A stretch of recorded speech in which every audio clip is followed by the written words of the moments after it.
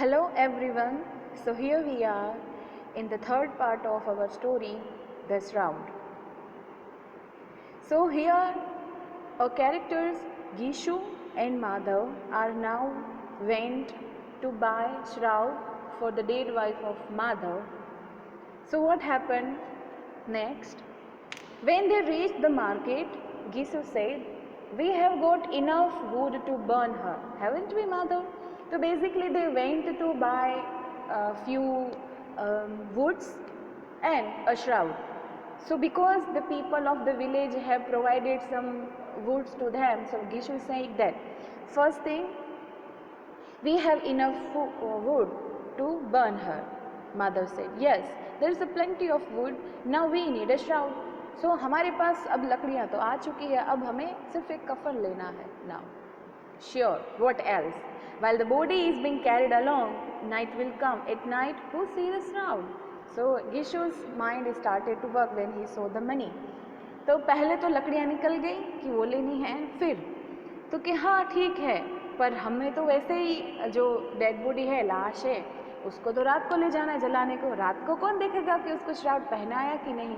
देखिए बात ये नहीं कि वो लोग गलत हैं या लोग वो कुछ चीटिंग्स करे. बात ये है कि देखो कि वो उनके पास इतने रुपये कम है कि वो सोच रहे हैं कि इसका कैसे व्यय ज़्यादा अच्छे से कर पाएँ.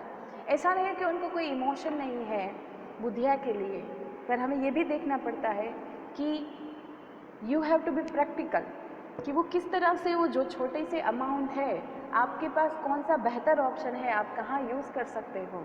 जो गरीब हैं उसको बहुत सारी चीज़ें ऐसी होती है जो कट पुट करके इस्तेमाल करनी पड़ती है. तो यहाँ एक इंसान जो मर चुका है उसके लिए भी वो सोच रहे हैं कि उसके लिए भी व्यय करें कि नहीं. तो गिशु इज सेइंग दैट रात को तो वैसे ही निकलने वाली है लाश, क्या ज़रूरी है कि हम उसके ऊपर श्राद्ध डालें कि नहीं. What a bad custom it is that someone who didn't even get a rag to cover her body when she was alive needs a new shroud when she's dead. मैंने कलर किया ये पूरा dialogue because it's very important dialogue. When Madhav says that what a stupid custom it is that जब वो जिंदा थे तब किसी उसके ऊपर कपड़े डालने के लिए भी किसी को पड़ी नहीं थी, वो पुराने कपड़े फटे हाल पहन रही थी. जब वो मर गई है तो उसको ज़बरदस्ती नया कफन पहना. तो यह we people every time wish to, if somebody dies, that rest in peace, but we don't live in peace, neither we let people live in peace. तो जब वो जिंदा थे तो हमें उस जिंदा इंसान की तो नहीं पड़ी थी, जब वो मर गई है तो सारी हमें जो उसकी विधि है वो करनी है. तो what a bad custom it is, he says. After all, the shroud burns along with the body. Then Gishu also said कि हाँ क्या फ़र्क पड़ता है, जो इतना नया श्राउड है जो हम इतने रुपए खर्च करके लेंगे वो भी उसके साथ जल ही तो जाना है. What else it is good for? If we'd had this 5 rupees earlier, we would have given her some medicines. हाँ, किस बात के लिए ये ज़रूरी है. अगर ये ही 5 रुपये हमारे पास पहले होते तो शायद हमारे पास दवा होती, तो शायद हम इलाज करवा पाते. देखिए तब अगर वो मांगने जाते किसी के पास कि भाई दवा लेनी है तो कोई भी रुपये नहीं देता, पर क्योंकि वो मर गई है और ये हमारा कस्टम है तो निभाना है, तो भाई उसके लिए सबके पास रुपये निकल गए. पर वो जिंदा होते तो उसके खाने के लिए रुपये कोई नहीं देता. सो double standard of our society. Each of them inwardly guessed what the other was thinking. They kept wandering here and there in the market until eventually evening came. So शाम तक वो ढूंढते रहे, सुबह से ये दुकान में गए उस दुकान में गए. Sometimes they went on one cloth seller sold, sometimes to another. They looked at various kinds of fabric, they looked at silk and cotton, but nothing suited them. थक गए. The two arrived by chance or deliberately before a wine house, and as if according to some pre-arranged decision, they went inside. ऐसा कुछ हुआ कि पूरे दिन वो थक रहे थे, ढूंढ रहे थे, जाने ऐसा कुछ था कि लेने तो गए थे, बात ये उन दोनों के बीच में हुई नहीं है, पर एक कह सकते हैं कि इन दोनों के बीच की अंडरस्टैंडिंग शायद कि कुछ भी उनको भाया ही नहीं. और शाम होते या तो ऐसे ही या तो बस सोची समझ के कि यहीं जाना है, वो पहुंच गए वाइन शॉप के सामने. और जैसे ही कोई ऐसी प्री अरेंज डिसीजन हो जो शायद उन दोनों ने आंखों में कर लिया या उनको पता ही हो कि इसका किस तरह से यूज़ करना है, वो किसी वाइन शॉप में पहुंच गए और डेलिबरेटली या कुछ भी कहो उनके कदम उस तरफ बढ़ गए। For a little while they both stood there in a state of uncertainty. तो दुकान के अंदर गए, कुछ देर तक तो वो ऐसे ही खड़े रहे कि क्या करना क्या नहीं कुछ भी। Then Gishu went to the counter and said, "Sir, please give us a bottle too."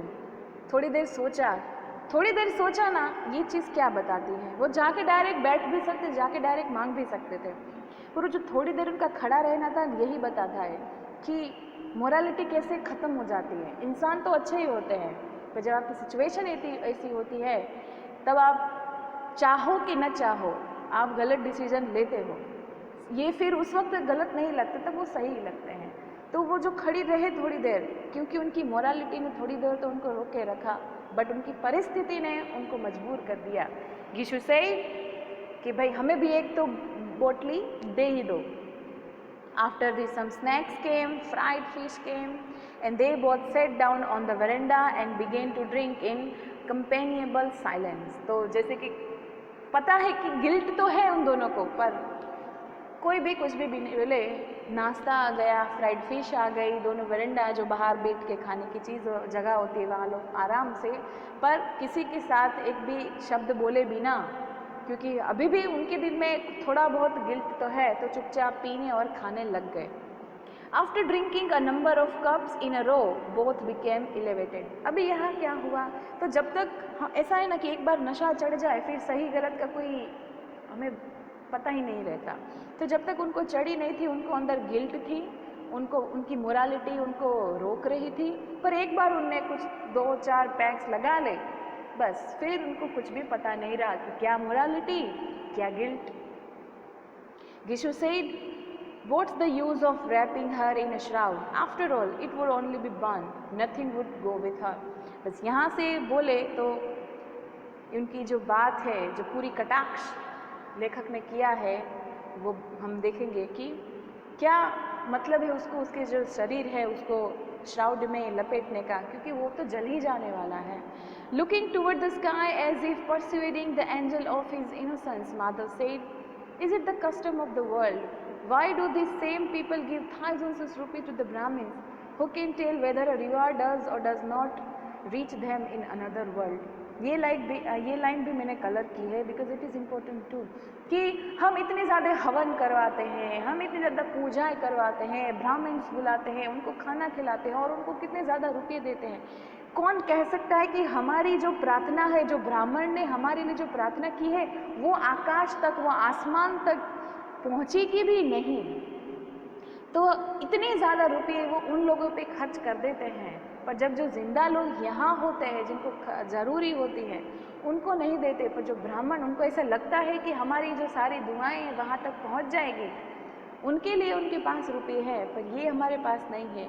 One another stupid custom, rich people have wealth, let them waste it, what do we have to waste. वो भाई बड़े लोग हैं, उनके पास रुपये हैं तो वो वेस्ट करेंगे, हमारे पास क्या है वेस्ट करने को।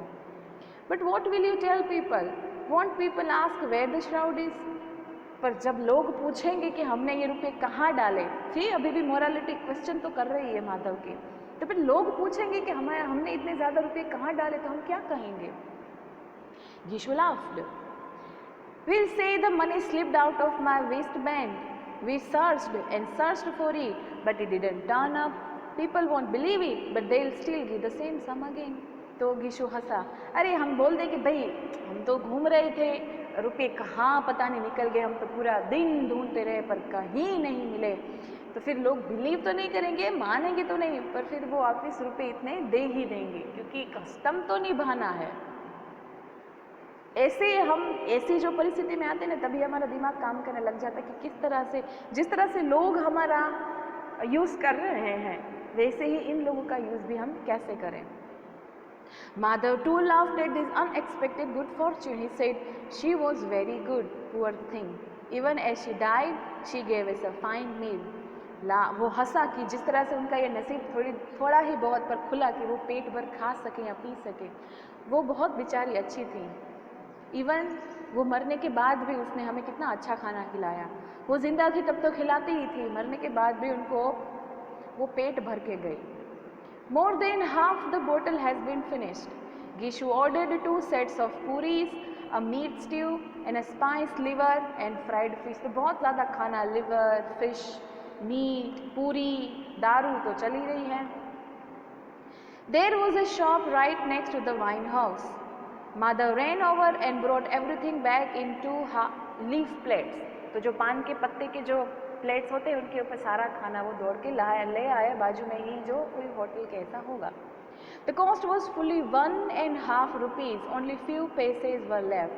जो उनका अभी तक का खर्चा था वो 1 रुपया और ½ रुपीस हो चुके थे, अब उनके पास कुछ ही रुपये बचे थे। Both then sat eating puris with all the majesty of tiger in a jungle pursuing his prey.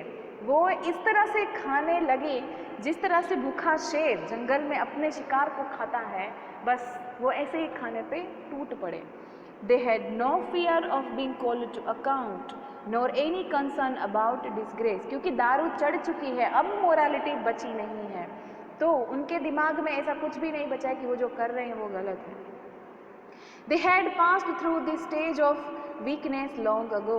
ये जो weakness का स्टेज था कि हम कुछ गलत कर रहे हैं वो तो बहुत पहले निकल गया, जब उन्होंने पूरी तरह से चढ़ गया, उन्होंने मान लिया कि हाँ श्राउड तो वैसे ही जल जाने वाला। गिशु ने बोल दिया कि भाई उनको पता है कि लोग गांव वाले वापस रुपए देंगे, तो वो जो थोड़ा बहुत भी गिल्ट था वो भी निकल गया। Gishu said in a philosophical manner, if my soul is being pleased, then won't she receive religious merit? देखो, हम अपनी बात को किसी भी तरह से प्रूव कर लेते हैं, भले ही हम गलत हों शायद, पर हम कैसे भी अपने मन को मना लेते कि हम जो कर रहे हैं वो इतना भी गलत नहीं है। तो उसने क्या बोला कि अगर मेरी आत्मा को संतृप्ति मिल रही है, मुझे खुशी मिल रही है, तो क्या उसको रिलीजियस मेरिट नहीं मिल गया कि उसको जो पुण्य मिलना चाहिए मरने के बाद वो नहीं मिल गया? क्योंकि आखिर में मुझे जो खुशी मिलनी चाहिए वो मुझे मिल रही है खाना खाने के बाद। तो ये भी तो है कि मुझे अगर खुशी मिल रही है तो क्या उसको वो उसका रिलीजियस मेरिट है, उसको जो पुण्य मिलना चाहिए वो नहीं मिलना चाहिए? मिलेगा उसको। Madhav bowed his head in a pious confirmation. Madhav भी अपने फादर की बात में हाँ मिलाते हुए गर्दन झुकाता है. Certainly she will certainly receive it. भगवान, you are the knower of hearts. Take her to heaven. We are both giving her our heartful blessing. The feast I have had today, I haven't had it equal in my whole life.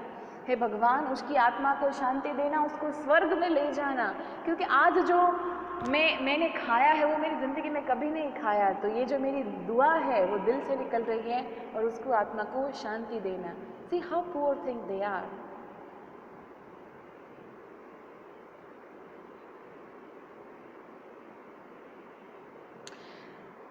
So here we are completing our lesson of part 3 of the lesson. The question answer is, what Gishu remarks about Indian custom about dead body.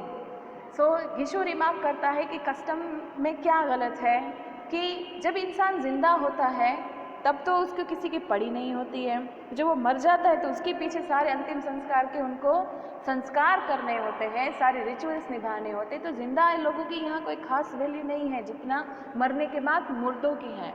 Describe the search of the shroud. So they went in the morning to find the shroud and wood, but they cancelled the wood because they have enough for it. Then they went here and there in this shop and that shop to find shroud. They searched from silk to cotton, but they didn't find anything. What they did after the trying to search shroud. So when they were searching about the shroud, they was almost tried at the time of the evening, deliberately or don't know what, but they stood instead in front of a wine shop and without looking at each other and some kind of a pre-arranged decisions, they went into the shop. What they will say when people ask about money. So when Madhav showed the concern, then will people ask about the money, with why they didn't buy shroud and when the money went. So they will reply them that actually what happened, they slipped the money somewhere away and they tried to search but they couldn't. So people may don't believe them, but still that same people will give the same amount because after all they have to perform the ritual. What Gishu and ordered to eat, they actually were already eating, drinking alcohol. Then they ordered few fish then meat, then liver and puris. What Madhav prayed for his dead wife, such a feast he had for the first time in his whole life. So his soul is kind of so much satisfied. So he said that he actually prayed to the God that she was such a fine lady, she was such a nice lady, even after the dead she gave them some satisfactory meal. So he's praying to God that took her to the heaven because she helped him to some such a good food, and these blessings coming from his heart that take her heaven and be good. So this was our lesson, the third part of the lesson. In fourth part tomorrow we will complete the story.